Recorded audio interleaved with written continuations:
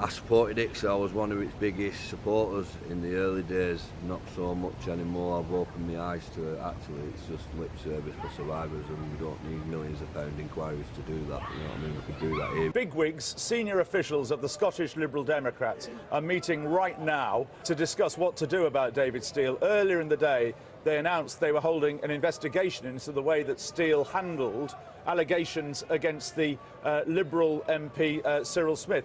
Now, already, Joe Swinson, Deputy Leader of the Liberal Democrats nationally, has called for David Steele to be suspended, and I understand that Vince Cable wants that to happen as well. It's all about allegations made against Cyril Smith in Private Eye and a local paper in Rochdale in the 1970s.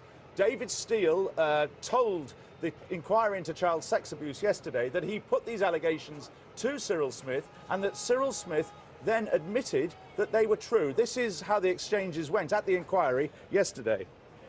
He's confessing to you that he has committed these acts which have been alleged against him. And I'm seeking to understand from you why that was the end of the matter, you being Liberal Party leader at this point, why you did nothing about it. Simply because, as I repeat, he was not an MP at the time, he wasn't even a member of my party, so I didn't feel that I had any locus in the matter at all.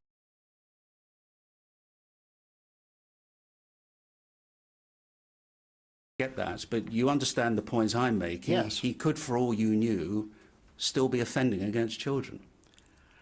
That never, I had to admit, that never occurred to me, and I'm not sure it would occur to me even today.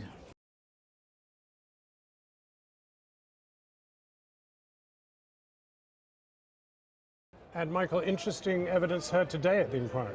Yes, on another famous figure from the 1970s, now exposed as a paedophile, Jimmy Savile. The inquiry heard today from a senior Cabinet Office official about how Margret Thatcher in the 1980s had pressed for Jimmy Savile to be given a knighthood against the advice of her officials, who were warning her that Jimmy Savile was very promiscuous sexually, and how giving him a knighthood might undermine the government's campaign against AIDS. Although at that stage, officials didn't seem to know, and Thatcher didn't seem to know, about his child abuse. What's really going on? What's really going on? What's really going on? Tell us what's really going on. Teachers, what am I to do? It's not adequate, is it? There's no accountability that follows. So it's more like appeasement than actually being effective. The other thing, and it was probably the final straw, was Richard Farnell has lied to the inquiry, official report released by the inquiry. But Rochdale Council, there's no evidence of a cover-up. So if the leader of the council has been found under oath lying, therefore he's covering things up under the scale of the council. Sure. And they said, no, it doesn't work like that. Okay.